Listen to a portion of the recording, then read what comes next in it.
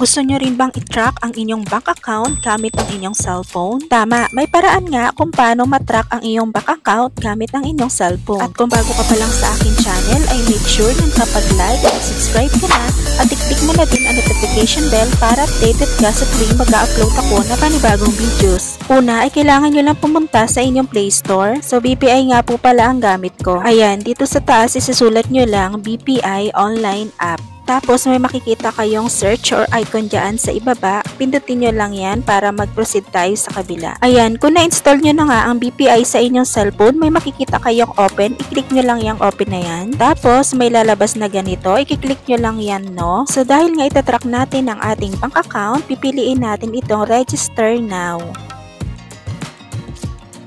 Tapos lalabas itong select a product. Pipindutin lang natin itong bandang kanan. May lalabas na ganito, pipiliin nyo lang dito ay deposit account. So yung ilalagay nyo lang dito sa your deposit account number, ilalagay nyo lang dito yung bank account number ninyo.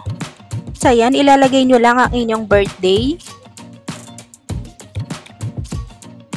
Pag naisulat nyo na ang inyong bank account at ang inyong birthday, isusolve nyo lang itong problem na binigay nila.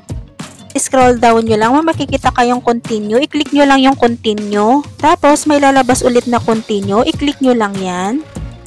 I-create lang kayo ng inyong username at password at ibigay nyo lang ang inyong email address. Tapos scroll down nyo lang, may makikita kayong I agree, i-check nyo lang yung box, ayan. Marireceive kayo ng text message sa inyong cellphone number o kaya sa inyong Gmail account. Ito yung 6-digit code na darating sa inyo. Paalala lang po na huwag ninyong ibibigay ang natanggap ninyong notification code. Ayan, kapag okay na, pwede na kayo mag-login.